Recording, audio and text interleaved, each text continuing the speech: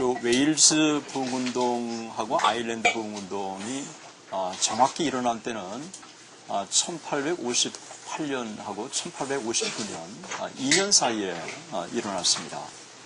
아까 얘기한 대로 로이드 존스에게 일생 동안 직계 영향을 미쳤던 이 웨일즈 부흥운동.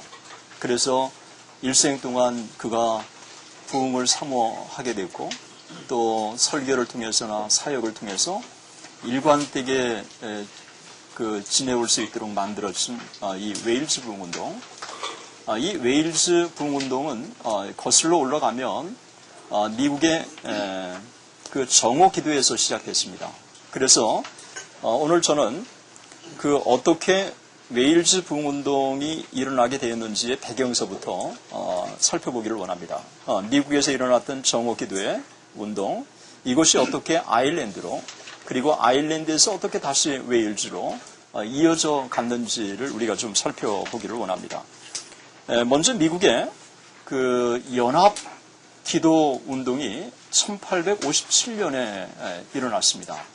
이 1857년에 일어나게 된 그 결정적인 요인 중에 하나가 1856년에 12월에 이 피츠버그에서 열린 장로교 총회가 열리게 됩니다. 이 장로교 총회에서 부흥을 주제로 다루게 됩니다. 그래서 이 부흥을 주제로 다룰 뿐만 아니라 정말 참석한 모든 사람들이 부흥의 필요성을 깊이 깨닫고 여기에 참석한 사람들이 200명이 돌아가서 그 1857년 1월 첫 주가 되면서 부흥에 대한 설교를 전체적으로 쭉 하기 시작합니다. 그리고 나서 그 이어서 진행되는 목요일 날을 금식하는 이 기도의 날로 선포를 합니다.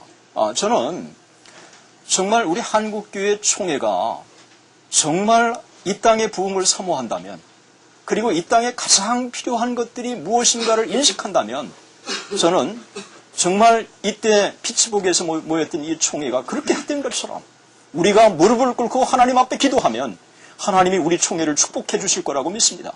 그리고 이 총회에 참석한 사람들이 돌아가서 정말 공동의 주제를 가지고 함께 기도하는 거예요. 그러니까 200명이 가서 자기의 이 교회마다 정말 부흥에 대한 메시지를 외치고, 그걸로 끝난 게 아니라 목회자뿐만 아니라 교인들이 그냥 함께 무릎을 꿇고 금식하며 은혜를 달라고 기도하는 것입니다. 하나님께서 한 명의 기도도 받으시는데 총회가 무릎을 꿇고 정말 수백 명이 그렇게 하나님 앞에 부흥을 사모했을 때 하나님이 축복을 주신 것은 저는 당연하다고 보는 것입니다. 그래서 제가 의도적이라고 여러분이 하실지 모르지만 제가 자료를 거슬러 올라와 보니까 이 부분이 등장을 했습니다. 그래서 1856년 12월에 정말 총회가 부흥을 다루고 함께 기도하고 이런 주제가 있었어요. 그러면서 부흥을 사모하는 분위기가 아주 강력하게 일어나게 된 것입니다. 이런 가운데 1857년에 들어서면서 이 1년에 부흥을 사모하는 집회들이 일기 시작합니다. 그 중에서 소위 월터 파머라고 하는 사람의 아내인 이 베베 이 파머라고 하는 여인을 초청해서 이 부흥 집회를 열게 되고, 이런 가운데 캐나다까지 이 부흥의 놀라운 역사가 일기 시작한 것입니다.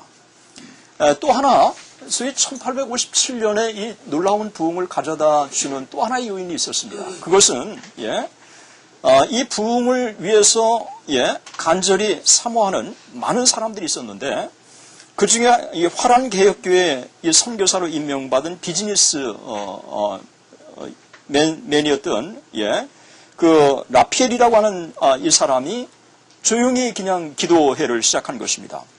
그래서 이 화란개혁교회의 이 3층에서 이 비즈니스맨들을 위해서 기도를 시작한 거예요. 그래서 사실 어떻게 보면 이 조용한 기도였습니다. 하나님 이 땅에 부흥을 주십시오. 비즈니스맨들 가운데 은혜를 사모할 수 있도록 하나님 주십시오. 그렇게 해서 조용히 기도를 시작한 것입니다. 그런데 첫날 기도를 시작했는데 6명이 모인 거예요.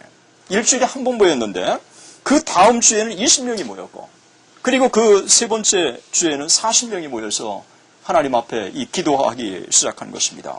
이 기도의 열기가 점점 더 강해지기 시작하면서 여러 군데서 이 기도회를 갖기 시작했고, 그때마다 이 강력한 성령의 역사가 나타났습니다. 여러분, 우리가 이 부흥운동이라고 하는 거와 이 개별적인 개교에서 성령의 충만과는 여러분 우리가 어떤 차이가 있느냐라고 하는 질문을 많이 합니다. 부흥운동에 대한 깊은 연구를 많이 해보지만 오늘도 우리 한국교회에서 개교회적인 차원에서 정말 이 영적인 각성운동, 성령의 역사가 있는 것은 의심할 수가 없어요. 이거 저도 긍정합니다. 그러나 오늘 이 시대를 부흥운동의 시대라고 얘기하지는 않는다는 거예요. 그러니까 이 부흥운동이 한참 일어날 때는 개교에서 은혜를 받을 뿐만 아니라 이와 같은 것들이 주변의 이웃교회로 퍼지고 한 지역으로 퍼지고 집단적으로 퍼지는 거예요. 그래서 너무 강력하다가 보면 그냥 은혜를 제대로 받지 못한 사람도 그 속에 들어가서 은혜를 충만히 받는 이런 게 일어나게 되는 것입니다. 때문에 우리는 평소에도 은혜를 우리는 사모해야 되지만 성령의 특별한 비상한 섭리인 이 하나님의 이 부흥운동 이것들을 우리가 사모하게 되는 것입니다.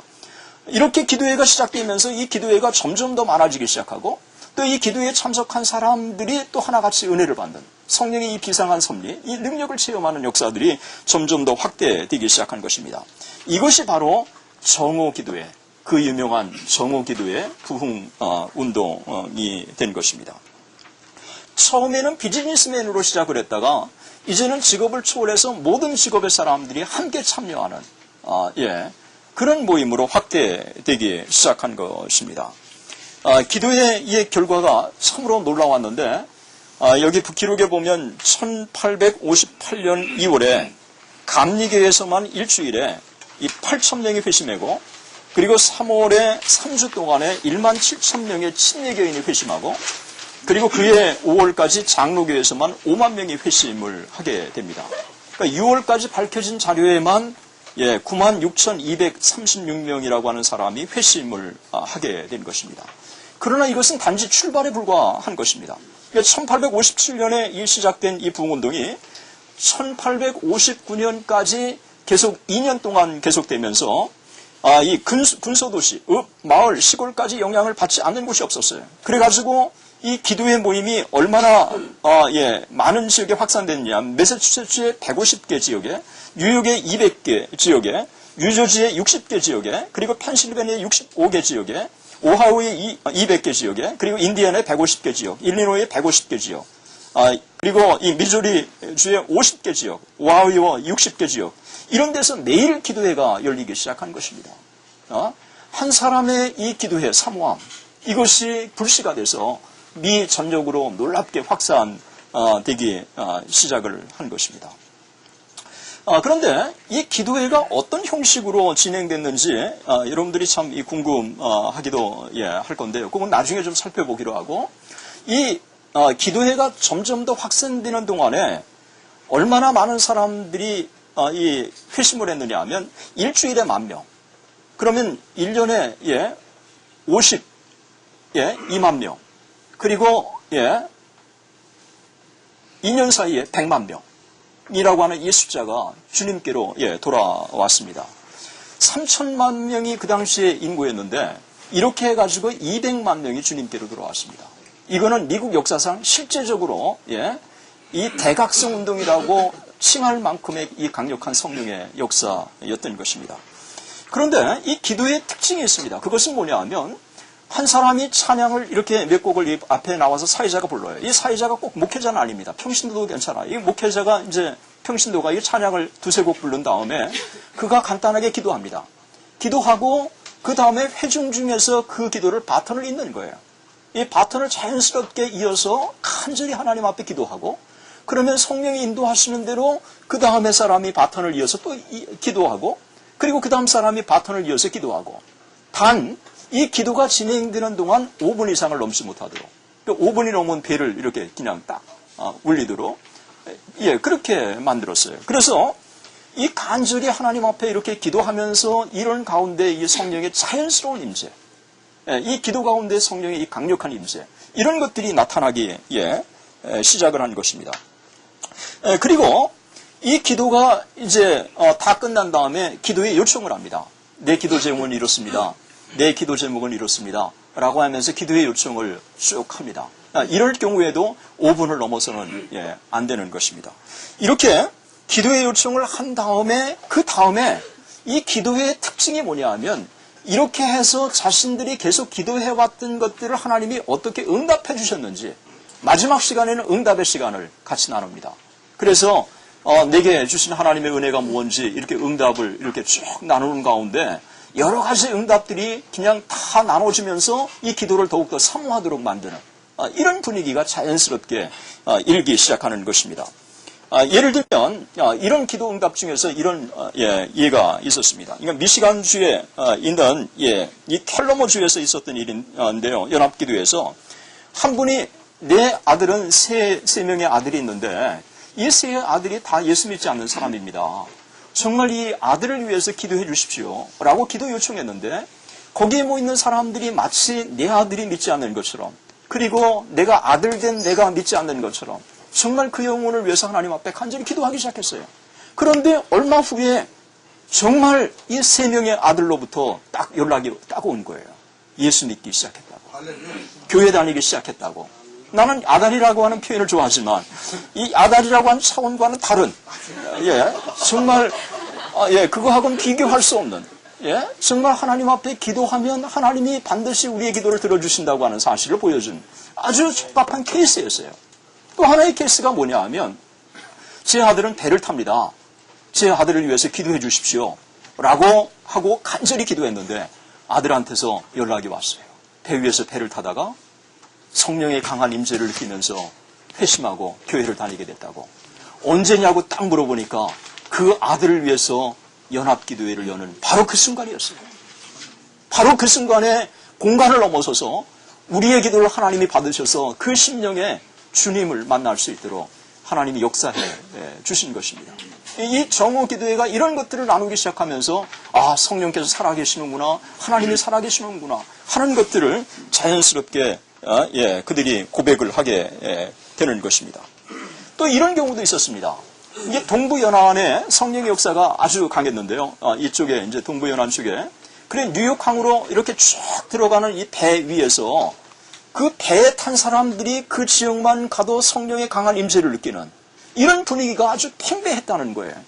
그 배가 참 그 당시에 많은 배가 컸는데 이 1000명이나 되는 이 군함이 이제 뉴욕항을 이렇게 딱 가고 있는데 그 위에서 보니까 밑에서 서너 사람이 모여서 그냥 무릎을 꿇고 네 사람이 기도하고 있어요. 이 앤티 크리스천이라는 사람이 위에서 딱 보니까 너무너무 불쾌했단 말이에요. 그냥 꼭대기에서 막 가판으로 내려가서 그냥 따지려고 소리내서 기도하니까. 그런데 그냥 밑에 층에 내려올 때는 따지려고 내려온 사람이 오히려 은혜를 받아가지고 그냥 성령의 임재 속에서 그냥 고꾸라지는 이런 역사가 나타난 거예요. 그러니까 이거를 우리가 달리 뭐라고 표현하겠느냐는 거예요. 이건 우리가 그냥 예수 믿고 전도해서 한 사람 한 사람 주님께로 들어오는 차원이 아니라 정말 성령의 강한 임재 속에서 그 임재하심 속에 들어가면 누구나 하나님 앞에 은혜를 받지 않고 견딜 수가 없는 그런 성령의 강한 역사란 말이에요. 때문에 우리가 비상한 하나님의 은혜 이 역사를 우리가 사모하고 하나님 앞에 간구하게 되는 것입니다. 이런 역사. 그래서 이 배에 있는 사람들이 그냥 따지는 사람만 은혜 받은 게 아니라 함께 무릎을 꿇고 기도하기 시작하니까 그냥 다른 사람도 내려와서 무슨 인가 구경하러 왔다가 또 은혜를 받고 그러면서 이 배에 있는 사람들이 그냥 전체에 다 회심하는 역사가.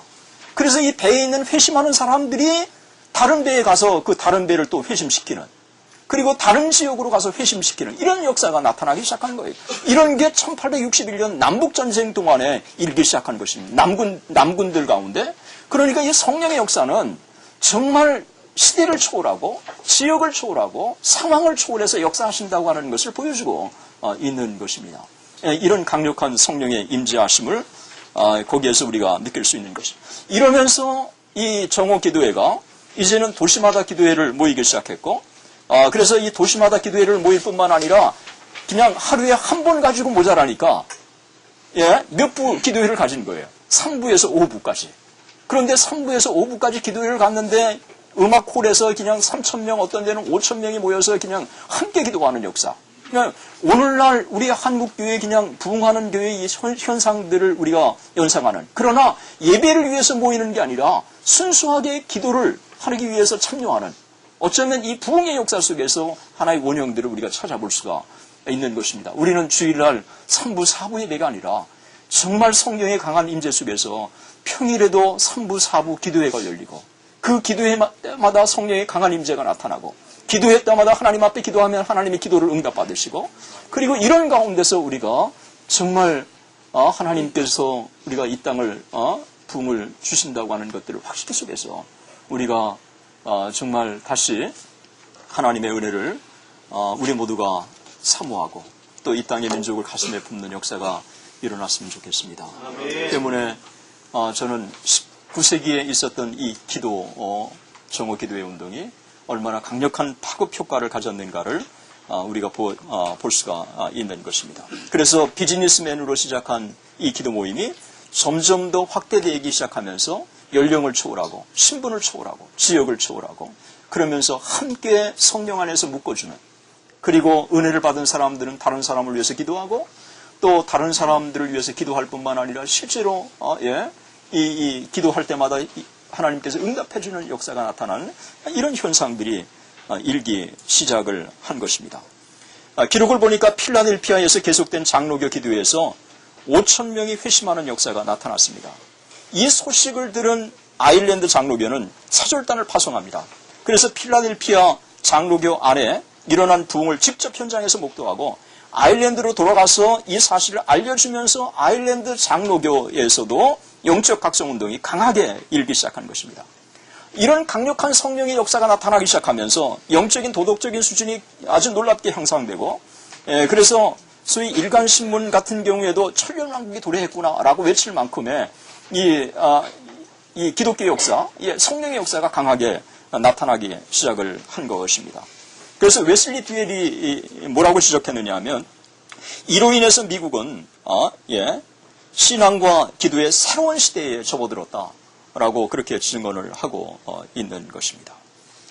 이 정오 기도회, 비즈니스맨들이 정말 은혜를 사모하는 가운데 시작했던 이 정오 기도회, 어쩌면 이 서울 한복판에 우리가 함께 꿈꾸며 정말 비즈니스맨들이 샌드위치 하나만 먹고도 뭐 1시간이나 1시간 반 우리가 전략해서 정말 20분 동안 샌드위치 먹고 그 다음 나머지 그냥 40분, 50분을 간절히 하나님 앞에 기도하는 이런 기도 운동이 일어난다면 정말 이 서울은 달라질 것이고 하나님께서 그런 역사를 또 도구로 사용해 주실 거라고 믿습니다.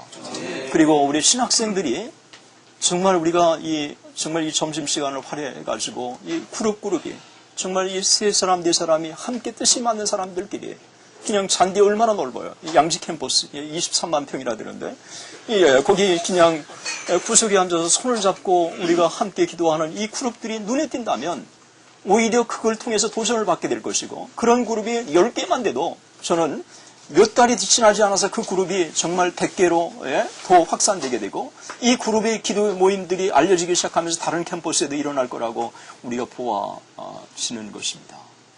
이 정오 기도회는 1907년에 평양 대붕운동에 있어서도 원동력이었습니다. 이런 면에서 볼 때 우리가 정오 기도회 이와 같은 하나의 원형들이 우리들에게도 도전이 되었으면 좋겠습니다. 이 아일랜드 부흥운동은 자연스럽게 미국의 정오 기도에 의해서 영향을 받게 된 것입니다. 그래서 미국에서 일어난 이 정오 기도의 이와 같은 영적인 각성운동이 강하게 일어나죠. 1858년에 이 더블린에서 열린 장로교 총회에서는 총회 기간 동안에 2회기에 걸쳐서 부흥을 주제로 다루게 됩니다. 여기도 또 부흥을 주제로 다뤄요. 미국에서 정말 이 피츠버그에서 장로교 총회가 부흥을 주제로 다뤘을 때 역사했던 것처럼 이 아일랜드에서도 이 부흥을 주제로 다루게 됩니다. 그리고 나서 윌리엄 깁슨과 그 다음에 맥클루어를 미국으로 파송합니다. 미국에 파송해서 부흥운동의 현장을 쭉 보고 돌아와서 이 사실을 보고하게 되고 이 보고를 받으면서 이 아일랜드에서도 부흥을 사모하는 움직임들이 일기 시작을 하는 것입니다. 이와 같은 움직임 속에서 또 하나의 현상이 있습니다. 그것은 뭐냐 하면 1857년 9월, 다시 말하면 1859년에 부흥운동이 강하게 아일랜드에서 일어났는데 이 부흥운동이 일어나기 1년 6개월 전에 4명의 사람이 조용히 청년들이 하나님 앞에 기도하면서 이 땅에 부흥을 달라고 기도하는 일이 역사가 있었다는 거예요. 여러분, 1903년에 원산부흥운동을 보면 원산부흥운동이 맥컬리와 화이트라고 하는 이 두 명의 여자 선교사가 조용히 선교사들 가운데 이 땅에 부흥운동이 있게 해달라고 기도하지 않았습니까? 그리고 또 다른 기록을 보면 웨일즈 부흥운동에서도 실제로 조용히 웨일즈의 부흥운동이 1903년에 기도하는 그런 그룹들이 또 있었어요. 저는 이 땅에 정말 하나님께서 이름 없이 빛도 없이 기도하는 이런 기도의 무리들을 하나님의 도구로 사용해 주신다고 보는 것입니다. 저는 여러분들에게 이런 면에서 우리가 좀 도전을 받아야 된다고 보는 것입니다. 어쩌면 우리 교수들이 한 달에 한 번씩 모여서 기도합니다. 우리는 그냥 우리들이 기도하는 것은 어떤 협의회나 그런 이름을 붙이지 않았어요. 한국 신학교 영적 갱신을 위한 신학교수 기도 모임. 그냥 이 타이틀 자체가 신학교 교수 기도 모임이에요. 한 달에 한 번씩 모여서 기도하는데 2003년 11월 13일에 우리가 시작해서 지금 20차가 넘었습니다. 이제 다음 주 토요일 날 우리가 17개 신학교 교수들이 함께 모여서 기도합니다. 그런데 성령께서 강하게 역사하시는 게 느껴지는 게 협성신학교의 모 교수가 연락이 왔어요. 나는 이런 기도 모임이 있는지 몰랐다고. 나도 참여할 수 있겠느냐고. 우리 학교도 조인할 수 있겠느냐고. 그렇게 얘기 왔고 저는 이 아일랜드에 총회의 결정과 더불어서 조용히 말없이 기도했던 이 4명의 이 청년들의 기도, 그것이 웨일즈 부흥운동뿐만 아니라 나중에 아일랜드 부흥운동의 하나의 모체가 되게 된 것입니다. 이런 부흥운동이 그냥 확산되기 시작하면서 점점 더 이 아일랜드 쪽으로 저변 확대되기 시작을 한 것입니다. 여러분 보시면 이 아일랜드에 얼마나 강력한 성령의 역사가 일어났는지에 대해서는 제가 인용을 했습니다. 여기 보시면 이 부흥에서 많은 사람들이 자기 죄를 깨닫게 되었다. 그리고 이 형제들이 말씀을 전하고 기도할 때마다 1명에서 10명 내지 12명의 성령에 사로잡힌 바 되었다. 아주 건강한 사람들도 양심에 찔려 비틀거리다 넘어지곤 했다. 이처럼 신체적으로 힘을 잃은 일이 연달아 일어났다. 부흥회에 모인 사람 전체가 다 떨었다. 증언하기에는 너무 가슴 아픈 광경이었다. 손을 휘저으며 눈에는 눈물이 줄줄 흐르며 말할 수 없는 탄식으로 그들은 자신들의 죄를 고백했다. 그들은 아주 진지하게 간절히 울며 주님의 자비를 구했다. 그들은 다음과 같이 부르짖었는데 나는 그때까지 그처럼 간절한 기도 소리를 들어보지 못했다. 주 예수님, 죄 많은 이 영혼에게 자비를 베풀어 주옵소서. 주 예수님, 이 불붙는 제 심령 속에 찾아오시어 저의 죄를 용서해 주옵소서. 오 주님, 어서 속히 오셔서 이 지옥불에서 저를 건져 주시옵소서. 이 아주 강력한 성령의 역사, 그리고 부흥운동에 있어서 가장 두드러진 특징의 이 회개 역사, 여기에서도 이 아일랜드 부흥운동에 있어서 그대로 나타나는 것을 우리가 볼 수가 있습니다. 이 부흥운동에 있어서 또 하나의 특징을 여러분 보시면 부흥의 불씨가 딱 일어난 다음에 요원의 불길처럼 딱 퍼지기 시작하는 거예요. 그러니까 한국교회 1907년의 부흥운동이라고 얘기하는데 실제로 한국교회에 보면 1907년 1월 달에 장대현 교회에서 일어나고 나서 6월 사이에 한반도 전역을 불태우기 시작하는 거예요. 그리고 바로 그 이듬해 만주와 중국에 이 성령의 불이 나타나기 시작한 것입니다. 그러니까 이 성령의 이 대부흥운동은 그냥 우리가 교회가 성장하는 차원이 아니라 한 집단, 한 지역, 한 나라가 성령의 이 불길 속에 휩싸이는 거예요. 그러니까 이런 역사가 아일랜드에서 일어난 것입니다. 1859년에 이제는 이 아일랜드 전역에 성령의 놀라운 불이 그냥 요원의 불길처럼 쫙 퍼지기 시작하면서 성령의 은혜 아래 없는 지역이 없을 만큼의 이 강력한 성령의 역사가 그들 가운데 나타나게 된 것입니다. 그래서 매일 밤 기도회를 갖게 되고 찬양을 하고 성경을 읽고 이 권면의 말씀을 사모하는 이런 분위기들이 점점 더 강하게 나타나기 시작을 한 것입니다. 한 사람이 이런 고백을 합니다. 교회 내 여기저기서 사람들이 무더기로 일어나서 밖으로 나갔는데 그들은 자기들이 죄인이라는 의식에 강하게 사로잡혀 몹시 괴로워하며 묘지 앞에 엎드려 있었다. 그런데 이 엎드려져 있는 사람들을 삥 둘러안고 찬양하는 사람들도 그 묘지가 금세 꽉 찼다. 멀리서 비틀거리며 오다가 갑자기 무릎을 꿇고 기도하는 사람도 있었고 문으로 달려가더니 공포에 질려 그곳에서 도망가는 사람도 두세 명 있었다. 이 강력한 성령의 역사가 임하니까 오히려 조소하고 비난하고 그러기보다는 오히려 구경하러 온 사람들도 그냥 함께 무릎을 꿇고 죄를 고백하고 회개하는 그런 역사가 나타나는 것입니다. 제 기록을 보니까 평양대부운동이 한참 일어날 때 평양대부운동 일주일 기도회를 가졌더라고요. 길선주 장로님이 일주일 내내 설교를 딱 했는데 경찰이 도대체 사람들이 이렇게 왜 많이 모이는지, 또 거기 가면 온갖 죄를 다 고백한다는 또 정보도 듣고 체포도 할 겸 이 뒤에 앉았다가 처음에는 그냥 구경하려고 갔는데 오히려 이 길선주 목사님의 이 강력한 메시지 속에서 무릎을 꿇고 양심 선언하는 거예요. 나는 순사라고 사람 잡으려고 왔는데 나 살려달라고 무릎을 꿇고 그냥 막 통회하면서 그냥 막 땡글땡글 구르는 역사가 실제로 나타나는 거예요. 어떻게 보면 예수라고 하는 옛자도 몰랐던 그가 이 길선주 목사님의 이 메시지를 들으면서 그 메시지에 정말 성령께서 함께 하시니까 그의 상한 심령, 정말 강팍한 심령을 녹이셔서 주님을 만나게 하고 또 무릎을 꿇게 되고 정말 회개하게 되는 이런 역사가 나타나기 시작한 것입니다. 이 아일랜드의 이 부흥운동도 똑같은 거예요. 그러니까 이 부흥운동이 일어날 때 일반적인 이 현상들을 우리는 공동적으로 우리가 발견할 수가 있는 것입니다. 이런 부흥운동이 계속되면서 장로교 안에 매일 기도의 운동이 일기를 시작하고, 그리고 심지어 길거리를 가다가 보면 집 안에서 하나님의 자비를 부르짖는 이 간절한 기도 소리를 들을 수 있다는 거예요. 여러분, 지금처럼 이 도로가 뭐 8m, 뭐 16m 이런 도로가 아니잖아요. 이 뭐 작은 골목이니까 또 창가도 문창호지니까 이 밖에서 그냥 조용한 거리 들으면 이 안에서 있는 소리도 다 들리는. 그런데 이 안에서 밖에서 보니까 안에서 그냥 울면서 통회하고 회개하는 게 한두 집도 아니고 마치 그냥 온 동네가 마치 그냥 상갓집인 것처럼 이 곡하는 소리가 들리는 이런 현상들이 등장했다는 거예요. 이게 똑같은 이야기를 1907년에 평양대북운동이 일어날 때 바로 이런 역사가 나타났다고 그렇게 증언을 해주고 있는 것입니다. 이런 면에서 볼 때 이런 이 강력한 성령의 역사, 이런 것들이 아일랜드에서 일어나서 실제로 아일랜드에 보면 초상집이라고 하는 표현, 초상집 같다는 표현, 이런 것들을 기록에 우리가 많이 찾아볼 수가 있는 것입니다.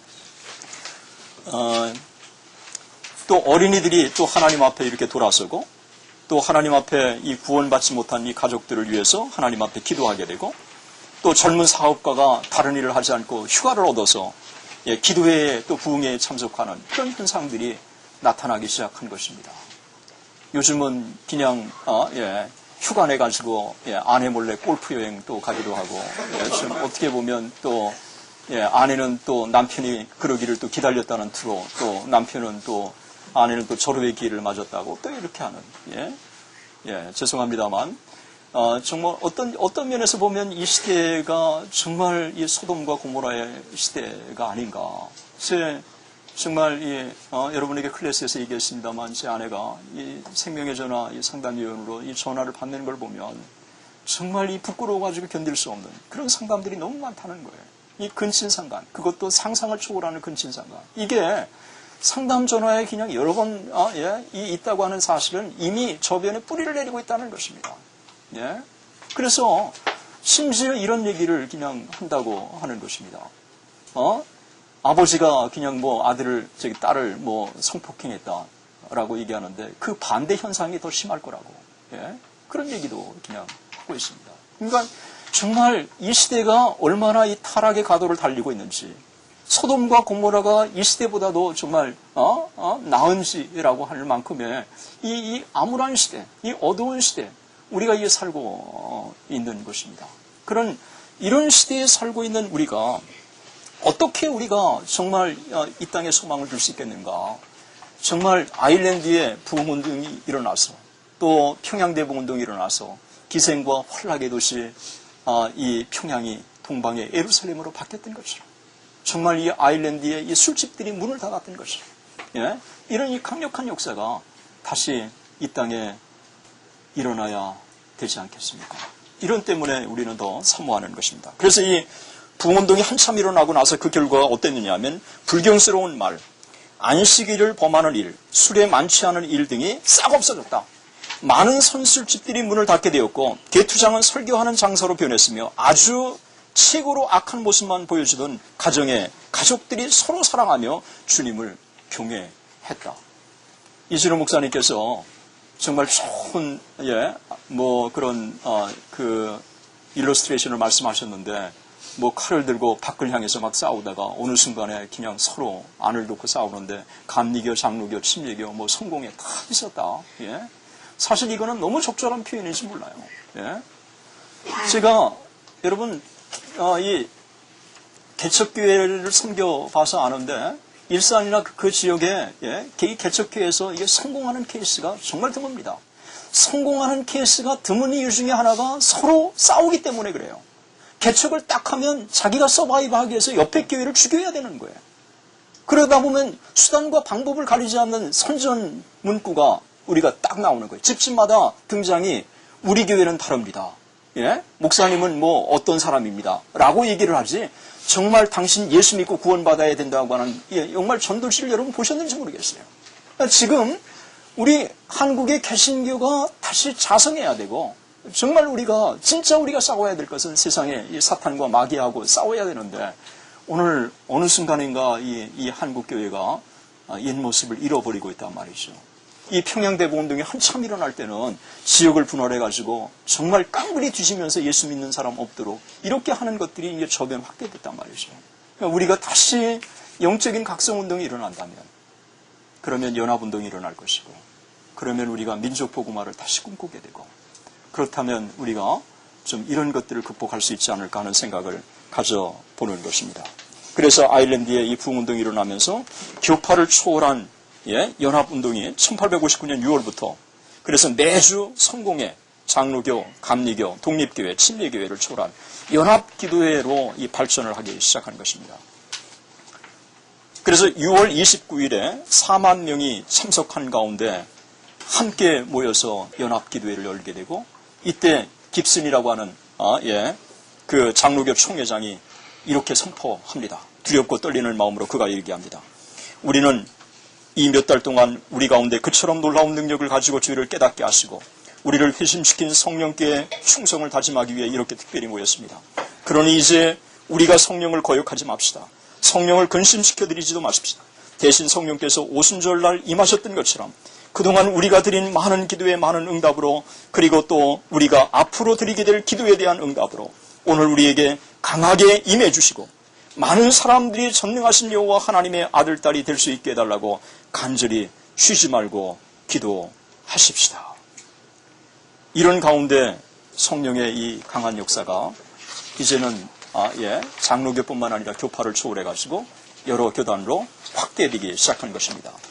이때 일어난 부흥운동의 두드러진 특징 중에 하나가 나는 곧 내가 그 이야기에 반은 전해 듣지 못했다는 사실을 발견하게 되었다. 내가 참석한 어떤 집회에서는 사람들이 그날 엎드러졌다. 그렇게 엎드려진 사람들을 보고 있자니 정말 끔찍했다. 이따금씩 자비를 구하며 통곡하는 울음소리를 듣고 얼굴 표정이 온통 공포에 질려있는 모습을 바라보고 있자니 정말 초점했다. 그래서 이 강력한 회개 역사가 그들 가운데 임한 것입니다. 자신의 죄를 통회하고 회개하는 그런 역사가 그들 가운데 있게 된 것입니다. 흥미로운 사실은 저는 아일랜드에서도 입신이 있다는 사실을 처음으로 기록했고 조나단 에드워즈가 어떤 사람이 입신에 빠졌다는 기록을 보았지만 그 이후의 기록에서는 제가 찾을 수 없었는데 이 아일랜드의 한 소녀가 입신을 했다고 하는 이 기록을 찾게 되었습니다. 그만큼 이 성령의 역사가 강했다고 하는 것인데 저는 입신에 대해서는 조나단 에드워즈의 이 증언에 우리가 귀를 기울여야 된다고 생각합니다. 조나단 에드워즈는 이런 얘기했습니다. 어떤 사람은 24시간 정말 그가 마치 죽은 자처럼 그가 의식을 잃은 자처럼 있었다. 그런데 대부분의 이런 경우에는 사탄이 틈을 탔다. 그렇게 얘기를 하고 있습니다. 우리가 하나님 앞에 이 부흥운동은 정말 극단적인 신비주의로 흐르는 부분에 대해서는 우리가 또 지양해야 될 바로 이유가 바로 여기에 있습니다. 이 강력한 성령의 역사, 이 부분에 대해서 여러 가지 제 인용을 했으니까 여러분들이 이 부분을 좀 참고하시면 좋을 것 같습니다. 10페이지에 보셔서 거기에서 강력한 성령의 역사 케이스를 좀 한번 제가 보겠습니다.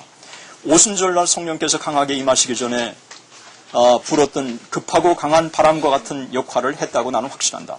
그 엎드러짐은 잠자고 있는 대중들을 깨워 일으켰으며 온 거리를 놀라게 하고 사람들로 하여금 엎드러진 사람이 보이는 그 깊은 죄책감에 대해 특별한 주의를 집중하게 만들었다. 그리고 가서 한번 보자는 식의 호기심을 가지고 온 사람들 마음속에조차 경외심을 불러일으켰으며 그중 많은 사람들로 하여금 자기 집이나 교회로 돌아가 자신의 삶을 생각해 보게 만들었다. 그리고 자신의 영혼을 위해 하나님께 부르짖고 죄를 용서받고 용납하기 위해 그리스도를 바라보았는데 그때까지 그리스도를 한 번도 바라본 적이 없었던 것처럼 그렇게 바라보았다. 여러분, 부흥운동이 한참 일어날 때는 내가 그렇게 읽었던 성경이지만 새롭게 성경이 느껴지는, 그래서 이 성경을 읽으면서 은혜가 그냥 복박적으로 오는 이런 현상들이 아주 자주 있었다는 거예요. 그러니까 이 교인들이 매너리즘에 빠질 수가 없는 거예요. 목회자가 매너리즘에 빠질 수가 없는 거예요. 그러니까 이런 면에서 볼 때 이 부흥운동을 통해서 교회가 갱신되고 정말 이 개인의 각성이 사회 각성으로 이어지는 이런 자연스러운 현상이 참된 부흥운동 동안에는 항상 있었던 것입니다. 이것은 아일랜드 부흥에서도 마찬가지입니다. 그 결과를 제가 쭉 피력했는데 그 결과가 있겠습니다. 이 부흥운동으로 아일랜드의 거의 모든 교회가 집단적으로 강력한 영적 각성을 경험했습니다. 어느 한 장로교회에서는 800명이 회심하였습니다. 부흥운동이 이런 것처럼 남녀노소 학식 있는 자, 없는 자, 빈부, 지위 고하를 막론하고 사람들이 은혜를 경험했습니다. 회신자들로 교회는 만원을 이뤘고 예배 시간이면 사람들로 예배당이 가득 찼습니다. 심지어 담임 목사가 출타 중인 어느 교회의 경우 교인 수가 200명이 증가하는 일도 있었습니다. 캐톨릭 신자들 가운데 회심을 경험한 자들이 있었는데 이들은 옛신앙을 버리고 개신교 신앙을 받아들였던 것입니다. 여러분, 목회자가 출타했는데도 200명이 성장한 교회 난 들어본 적이 없어요. 예? 그러니까 목회자의 설교를 그냥 의존하고 다니는 그런 차원이 아니라 성령께서 함께 해주시니까 이 모든 사람들이 깊은 잠에서 깨어나게 되고 주님을 발견하고 나니까 이 영적인 눈을 뜨게 되고 그리고 부흥에 대한 열망이 있고 구령에 대한 열망이 있고 말씀에 대한 사모함이 있고 기도하고 싶고 이러니까 교회를 찾아오는 것입니다. 사랑의 교회 옥하는 목사님께서 안식년 동안에 본인의 안식년 동안에도 교회가 성장했다. 이런 얘기를 제게 한번 말씀하신 적이 있습니다. 사실 요즘의 목회자들이 1년 동안 안식년을 마음 놓고 가지를 못합니다. 1년 동안에 어떤 일이 벌어질지 모르니까. 그런데 정말 마음 놓고 1년 동안 안식년을 갖고 또 1년 동안 목회자가 없는 가운데서도 교회가 놀랍게 성장했다면 우리는 그 교회는 건강한 교회라고 볼 수가 있는 것입니다. 우리는 제자 훈련으로 다져진 이 사랑의 교회, 이런 교회들과 같은 역사가 있어야 되지만 또 부흥운동을 통해서 더 이 강력한 성령의 역사가 임함으로 말미암아 정말 목회자가 없어도 교회가 성장하는, 또 한국 교회가 성장한다고 하는, 그래서 진정한 참된 건강한 교회라고 하는 이런 소문이 났으면 좋겠습니다. 이를 위해서 우리가 다시 이 땅에 부흥이 있었으면 사모하는 마음 간절한 것입니다. 부흥의 결과는 단지 외적인 성장만 가져다 준 것이 아니었습니다. 성령의 강력한 임재로 충만한 이 벨파스트 시 전체는 거룩한 경외심, 그리스도인이 된 기쁨과 기도의 영으로 가득 찼습니다. 아일랜드의 벨리케리 장로교에서는 300명이 회심했는데 이 중 반이 성령의 강한 역사로 쓰러졌습니다. 공장 종업원들이 종교적인 일에 몰두하는 바람에 일시 공장의 문을 닫아야 했습니다. 또한 도덕적 수준이 놀랍게 고양되었습니다. 매춘부들이 회심하는 바람에 매춘업이 사라졌고 소송이 줄어들었으며 은행의 저축이 늘어났고 정치적 시위가 중단되었습니다. 알코올 중독, 범법행위, 매춘행위, 불경스러운 언사, 불화와 반목, 사기, 부정직, 가정불화가 현격하게 줄어들었습니다. 사람들이 근면해져 가난이 눈에 띄게 줄었습니다. 무엇보다도 신자들이 새로운 능력을 힘입었습니다. 새로운 신자들이 성령의 능력을 힘입고 담대하고 유창하게 기도하기 시작했고 은혜를 받은 이들은 길을 갈 때나 거리를 지날 때나 찬송을 불렀습니다. 한 학생이 강한 성령의 은혜를 경험하면 곧 다른 학생들도 은혜를 경험하고 그리고 학교가 완전히 달라지곤 했던 것입니다. 그래서 이 부흥운동의 패턴을 우리가 읽을 수 있어요. 그것은 강력한 성령의 역사가 임재하면 또 놀라운 회개운동이 일어나고 이어서 회심의 역사가 있고 죄에 대한 청산이 이어지고 그리고 이 개인의 각성이 사회 각성으로 이어지게 되는 그러면서 자연스럽게 교회가 성장하고 선교운동이 일어나고 전도열이 이어지는 이런 일정한 패턴들을 우리가 교회사 속에서 우리가 읽을 수가 있는 것입니다. 1959년에 이제 웨일즈 부흥운동이 아일랜드 부흥운동과 거의 동시대에 일어나게 됩니다. 그래서 이 웨일즈 부흥운동은 아일랜드의 부흥운동의 성격을 그대로 우리가 반영하고 있다고 그렇게 해도 우리가 과언이 아닌 것입니다. 이 웨일즈 부흥운동에 대해서는 1858년 8월 첫 주에 이 글래모거 그리고 이 몬마우드 그리고 이 블랙노 그리고 레드노 이 교회들이 기도회를 가지긴 했지만 실제로 1959년에 웨일즈 부흥운동의 포문을 연 사람이 누구냐 하면 바로 험프리 존스라고 하는 사람과 그 다음에 감리교 목사인 이 데이빗 몰간입니다. 특히 이 험프리 존스라고 하는 사람은 27세의 젊은 목사였습니다. 미국에 있는 동안에 이 정오 기도회 때 일어났던 이 영적인 대각성 운동을 경험한 거예요. 그리고 나서 내 고향으로 가서 내 고국으로 가서 이 부흥운동을 좀 같이 나눠줬으면 좋겠다. 그리고 자기의 이 고향 웨일즈로 돌아온 것입니다. 웨일즈로 돌아오면서 남이 알아주지 않는 아주 작은 시골 교회를 담임하기 시작한 거예요. 그래서 전체 그 주변의 사람들이라고는 동원할 수 있는 사람이라고는 76명밖에 없습니다. 그런데도 한 영혼 한 영혼을 붙들고 하나님 앞에 기도하면서 그 가운데 부흥운동이 일어나기 시작한 거예요. 그 부흥운동이 주변으로 확산되기 시작한 것입니다. 이런 면에서 볼 때 부흥을 경험한 사람 그리고 부흥의 소식을 전해준 사람 이 부흥을 또 우리가 또 간절히 사모해야 된다고 하는 이런 것들을 우리가 여기서 읽을 수가 있는 것입니다. 이런 가운데 이 데이빗 이 몰간이라는 사람과 딱 만나기 시작한 거예요. 그러면서 이 데이빗 몰간과 둘이 하나님 앞에 기도하면서 웨일즈 부흥운동을 사모하고 함께 무릎을 꿇고 기도하기 시작을 한 것입니다. 그러면서 점점 더 이 기도운동이 확대되기 시작한 거죠. 그런데 참 감사한 것은 뭐냐 하면 이 험프리 존스라고 하는 사람이 이 불을 던진 건 사실이에요. 그러나 이 데이빗 몰간이라고 하는 이 강력한 부흥운동의 지도자가 딱 나서기 시작하니까 자기는 무대 뒤에 딱 사라지고 그가 무대에 그냥 주인공으로 딱 등장하도록 이 길을 딱 열어줘요. 마치 그 유명한 바울이 딱 등장하니까 이 베드로가 무대 뒤로 딱 사라진 것처럼 사도행전의 역사 보면 이런 아름다운 모습들이 이 웨일즈 부흥운동이 일어났어요. 여러분 이 부흥운동이 일어날 때요. 이 부흥운동을 내가 주도해야 된다. 이런 경쟁관계가 있으면 이렇게 경쟁관계가 있으면 부흥운동이 저변 확대될 수가 없어요. 부흥운동이 일어나는 곳마다 함께 연합을 하거나 아니면 정말 부흥운동의 이 강력한 리더십 앞에 양해하는 이런 현상들이 일어났습니다.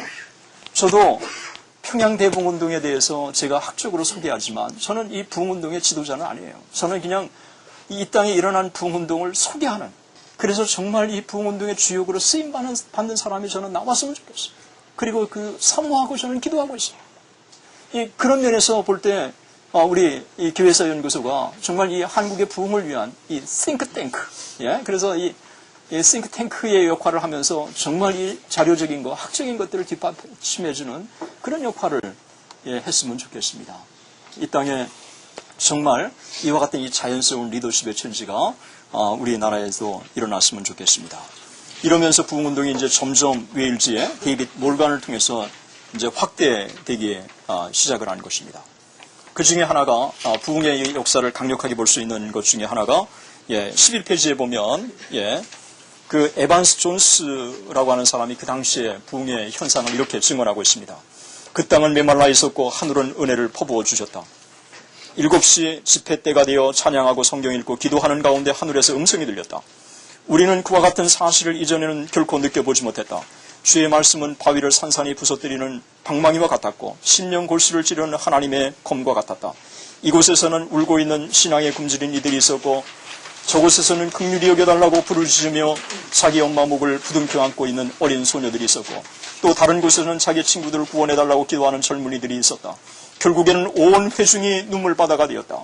그곳에는 우리가 지금까지 들어보지 못한 아름다운 하모니가 있었다. 불경건한 자의 입으로 나온 기도 소리가 나이든 기독교인들의 호산나와 어우러져 우리로 하여금 현세를 잊어버리게 만들었다. 아멘, 감사, 영광, 찬양이 여기저기서 터져나왔다.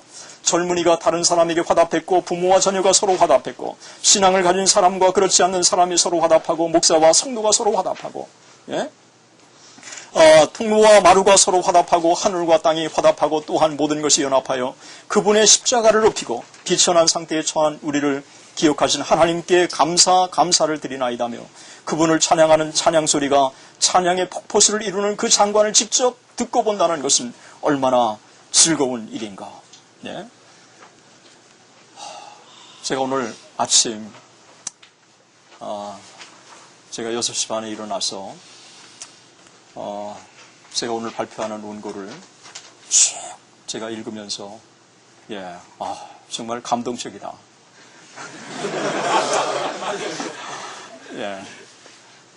제 글이 좋아서 감동적인 게 아니라요. 부흥에 대한 글만 보면 그냥 감동을 받고, 제가 쓴 글도 그냥 다시 은혜를 받는, 그런 사모함이, 있습니다. 그래서 사실 이미 제가 발표하기 전에 오늘 제가 이 원고를 쭉 읽으면서, 저는 다시, 정말 이런 강력한 성령의 역사가 이 땅에 우리들에게도 있었으면 좋겠다 하는 사모함을, 가졌던 것입니다. 이 성령의 역사가 얼마나 강한지 1859년에 3월에 이게 트레베카 대학에서 열린 성찬식 때 학생들이 강력한 성령의 임재를 경험하기 시작했습니다. 이 두세 사람의 학생들이 자신들의 교회에서 은혜를 받더니 얼마 후에는 성찬식에 참여한 학생들 모두가 큰 은혜를 경험하기 시작한 것입니다. 성찬식에 참여한 모두가 하나님과 교통하고 있는 느낌을 받았다고 그렇게 고백을 하고 있습니다. 성찬식이 끝났는데도 거리를 듣지 않고 찬송하고 중보의 기도를 드리는, 그래서 정말 이 4시간이 순식간에 지나가는 그런 역사가 있었다고 그렇게 보았습니다. 여러분, 지금 제가 여기 조지 위필드의 일기를 갖고 있습니다만, 조지 위필드의 일기를 보니까요, 이 부흥 집회를 인도하면서 자기가 성찬식을 인도했더라고요. 이 성찬식은 담임 목사가 인도하는 게 보통 아닙니까? 그런데 이 조지 위필드가 가는 곳마다 성찬식을 인도하는데 그 일기에 보면 성찬식을 거행할 때 사람들이 주룩주룩 눈물을 흘리고 회개의 역사가 나타났다. 이런 기록들이 있어요. 그래서 우리가 정말 그냥 성찬식에 그냥 참여하는 게 아니라 이 성찬이라고 하는 게 은혜 수단 아닙니까? 말씀과 기도와 더불어서 이 성찬이라고 하는 게 은혜 수단이잖아요. 그래서 우리가 정말 성찬식을 나눠줄 때 우리가 회개 역사가 나타나고 무릎을 꿇게 되고 다시 한번 나를 부르신 거룩한 부르심에 응답하고 정말 이 땅의 부흥을 사모하는 이런 역사들이 있어야 되지 않겠습니까? 저는 이 웨일즈에서 그와 같은 역사가 있는 걸 보면서 조지 위필드가 생각났고, 역시 강력한 성령의 임재가 나타나는 곳에서는 이 성찬식 때에도 성령께서 역사하셔서 정말 무릎을 꿇게 하시고 눈물을 흘리게 하시고 회개하시는 역사가 나타났구나 하는 생각을 제가 가져본 것입니다. 여러 가지 그 현상이 있었던 부분들을 여러분 좀 보시기 바라고, 그 아일랜드에서 일어났던 똑같은 성령의 역사가 웨일즈에서도 일기 시작한 것입니다. 그래서 은혜를 받은 사람들이 그냥 광부들은 광부들대로, 목회자들은 목회자대로, 젊은이들은 젊은이대로, 채석장의 노무자들은 할 것 없이 그냥 성령의 임재를 받으니까 있는 곳에서 기도 모임이 일기 시작하고 또 기도회가 시작된 것입니다. 13페이지에 보면 그 중간에 보면 1859년 2월에 열린 연합기도에서 여호와께서는 마치 오순절 날처럼 하늘에서 자신의 영을 기쁘게 쏟아 부으셨습니다. 여호와께서는 마치 오순절 날처럼 하늘에서 자신의 영을 기쁘게 쏟아 부으셨습니다. 이 얼마나 이 강력한 성령의 역사가 그들 가운데 임했는가를 보여주고 있는 것입니다. 그 직접적인 인용을 한번 보겠습니다. 은밀히 기도회가 열리고 있으며 그곳에서는 하나님께서 자기 백성들과 함께 계셨다. 태양의 뜨거움과 빛이 차단된 깊은 갱도 아래서, 어두운 탄광 안에서, 그 웨일즈의 거대한 언덕 안에서 주님은 자신을 나타내셨고 의의 태양 광선으로 그들의 어두운 마음을 밝히셨으며 그들에게 지극히 값진 보화를 복주셨다. 부포티의 인근 전체가 각성되고 감동을 받았다. 하나님을 송축할지어다. 하나님을 송축할지어다. 예? 어린아이들에게도 기도의 영이 임해가지고 어린아이들이 기도의 영으로 충만한 가운데 도로나 집이나 학교에서 기도하기를 끊이지 않는 그런 현상들이 또 나타나기도 하는 것입니다. 그래서 이 부흥운동이 일어날 때는 직업을 초월하고 연령을 초월하고 남녀를 초월하고 신분을 초월하고 그래서 이 부흥운동이 한참 일어나면 사회정오가 일어날 수밖에 없는 거예요. 그러니까 디모데 스미스가 그가 남북전쟁이 일기 직전에 미국 교회사를 쭉 분석하면서 부흥운동과 사회개혁이라고 하는 책을 통해서 이 부흥운동이 일어나는 곳마다 얼마나 강력한 사회개혁이 일어났는가를 그렇게 제시해 주고 있는 것입니다. 이것은 미국의 정오기도회도 마찬가지고 아일랜드도 마찬가지고 그리고 웨일즈도 마찬가지인 것입니다. 이제 부흥의 결과 이제 14페이지 여러분 봐주시면 그 부흥운동이 일어나면서 모든 교파들이 다 은혜를 공유하게 되고 그 이후에 회심자들의 삶은 이전과 확실히 달랐습니다. 새로운 세계관, 새로운 가치관을 가진 새로운 인생으로 거듭났습니다. 여기 많은 사람들이 예수를 믿고 구원을 받았습니다.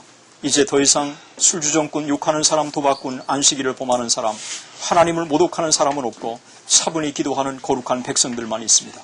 성경이 많이 팔려나갔고 술집이 줄어들었으며 부정했던 젊은이들이 새 사람으로 바뀌었습니다. 부흥이 진행 동안 어느 기도회에서는 무려 650명의 새신자가 등록하는 경우도 있었고 어느 칼빈주의 감리교에서만 3,000명이 등록했고 에베데어에는 6개월 만에 한 교단에서만 1,200명이 등록했습니다. 켈빈주의 감리교만 3만 5천 명이 증가했습니다.